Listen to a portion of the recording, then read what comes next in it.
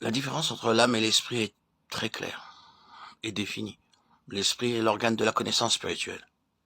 Et la connaissance spirituelle est très différente de la connaissance naturelle ou psychique.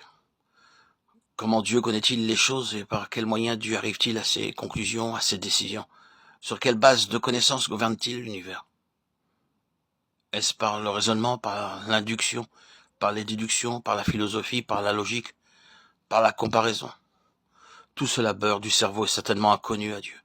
Sa connaissance et ses conclusions sont intuitives.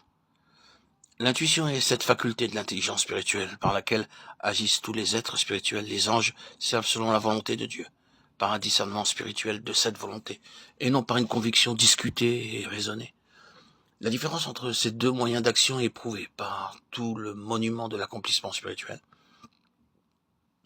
Si la raison humaine, le jugement naturel et le bon sens avaient été les lois gouvernantes, la plupart des œuvres immenses inspirées par Dieu, sinon toutes, n'auraient jamais été entreprises.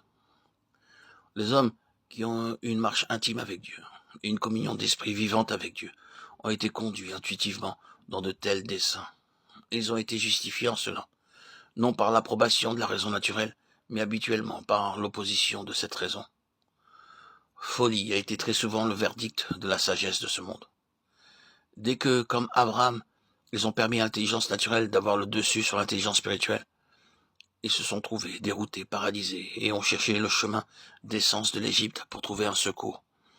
En tout cela, nous sommes justifiés dans l'esprit, et non dans la chair. L'esprit et l'âme agissent séparément, et les deux sont constamment en conflit et en contradiction, à moins que l'intelligence spirituelle n'ait établi son ascendance complète sur l'intelligence naturelle. Dans toutes les choses qui viennent de Dieu et sont par conséquent spirituelles, la pensée de la chair est mort, mais la pensée de l'esprit est vie et paix. Romains 8:6. Telle est donc la nature de la connaissance spirituelle. La seule connaissance de Dieu qui soit de valeur spirituelle pour nous-mêmes ou pour les autres, par notre ministère, c'est celle que nous avons par une révélation du Saint-Esprit, dans notre propre esprit. Dieu ne s'explique jamais en premier lieu à la raison de l'homme, et l'homme ne saurait jamais connaître Dieu, en premier lieu par la raison. Le christianisme est une révélation où il n'est rien, et il doit être cela pour chaque nouvel enfant de Dieu. S'il en était autrement, sa foi s'appuierait sur un fondement qui ne résisterait pas au jour de l'épreuve. La foi chrétienne, acceptée comme une religion, une philosophie, ou comme un système de vérité, ou une doctrine morale, une éthique, peut apporter le stimulant temporaire d'un grand idéal, mais ne produira pas la régénération de la vie, ni la nouvelle naissance de l'esprit.